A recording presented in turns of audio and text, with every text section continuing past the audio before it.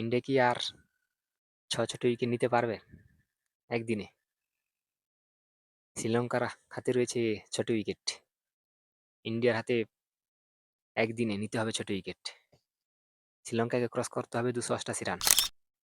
কিন্তু ইন্ডিয়াকে ২৮৮ আগেই শ্রীলঙ্কার সব উইকেটগুলি নিয়ে নিতে হবে। যদিও ৪টি উইকেট নিয়ে নিয়েছে। সো চলছে ইন্ডিয়া এবং শ্রীলঙ্কার জমজমাট টেস্ট ম্যাচ। ইন্ডিয়া প্রথম ইনিংসে করেছিল ৪৬২ এবং শ্রীলঙ্কা প্রথম ইনিংসে ব্যাট করে ১০ উইকেটের বিনিময়ে করেছিল মাত্র ২৮৪।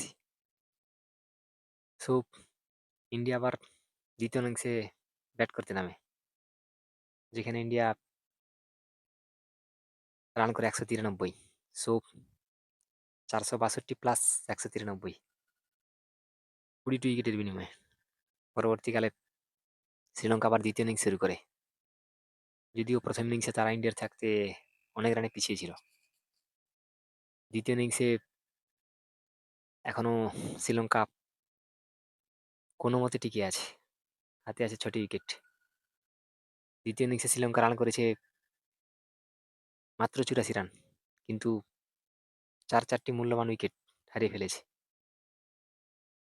শ্রীলঙ্কাকে টার্গেট দিয়েছিল ইন্ডিয়া ৩৭২, ইতিমধ্যেই ৮৪ রান হয়ে গিয়েছে, আর দরকার ২৮৮ রান। সো হিউজ টার্গেট, কিন্তু হাতেও রয়েছে ৬টি উইকেট। শেষ পর্যন্ত এই ৬টি উইকেট কি ২৮৮ রানকে ক্রস করতে পারবে শ্রীলঙ্কার ব্যাটিং? ইন্ডিয়ার সুপারস্টার সেই পাডিক্কল ১০০ রানের বেশি করেছে প্রথম ইনিংসে, এবং দ্বিতীয় ইনিংসেও হিউজ রান করেছে। অন্যদিকে সেই চেনা চেনা ব্যাটসম্যান চেনা স্কোর করেছেন আমাদের সেই রাহুল। যদিও সেঞ্চুরি করতে পারেনি, কিন্তু ২টি ম্যাচেই তিনি তার ছাপ রেখেছেন, এবং ধ্রুব জুরেল প্রথম ম্যাচে ভালোই রান করেছে। আশা করা হচ্ছিল ঋষভ পন্থ এই টেস্ট ম্যাচে তার ব্যাটিং প্রভাব দেখাবে, কিন্তু সেই ঋষভ পন্থ ঠিকমতো তার যে ক্রিকেট শৈলী, সেই ধ্রুপদী ক্রিকেট দেখাতে পারেনি। যদিও দ্বিতীয় ইনিংসে ঋষভ পন্থ ৬০-এর ঘরে রান করেছে। এটি সম্ভবত দ্বিতীয় ইনিংসে ইন্ডিয়ার হয়ে সর্বোচ্চ রান। কিন্তু সেই ক্যাপ্টেন গিল দুটি ইনিংসে কিছুই করতে পারেনি।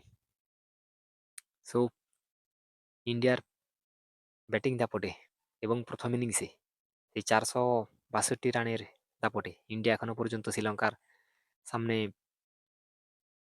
হিউজ রানের টার্গেট দিয়ে রেখেছে। যদিও এই রান ক্রস করে জেতাটা খুব মুশকিল, এবং উইকেট টিকিয়ে রাখাও মুশকিল। যদিও এটা এশিয়া মহাদেশে খেলা হচ্ছে, এখানে স্পিন একটা বিগ ফ্যাক্টর। সো শ্রীলঙ্কাতে স্পিন ভালোই কাজ করবে। সো শ্রীলঙ্কার কাছে বিগ চ্যালেঞ্জ উইকেট টিকিয়ে রেখে রানকে ক্রস করা।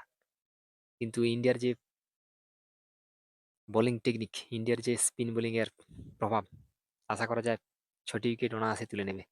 সো আপনি কি মনে করেন, শ্রীলঙ্কা ৬ উইকেটের বিনিময়ে বা ৬ উইকেট হাতে রেখে এই ২৮৮ রানকে ক্রস করে নেবে, বা ইন্ডিয়া শ্রীলঙ্কাকে ইজিলি ২৮৮ রান ক্রস করতে দেবে না, এবং তার আগেই আর যে ৬ উইকেট বাকি সেটা তুলে নেবে? এবং কে সব থাকতে বেশি উইকেট পাবে ইন্ডিয়ার বোলারের মধ্যে? এবং ইন্ডিয়া যে হিউজ রান খাড়া করেছে, এর পিছনে কোন ব্যাটসম্যান তার ভূমিকা সব থাকতে বেশি? আপনি কি মনে করেন, ইন্ডিয়া যদিও জিতে কত রানের ব্যবধানে এই ম্যাচটি জিততে পারে? সো আপনার মূল্যবান মতামত কমেন্ট বক্সে জানাবেন। যে কথা সবসময় বলি, সুস্থ থাকবেন, ভালো থাকবেন। সো দেখা হবে পরে ভিডিওতে।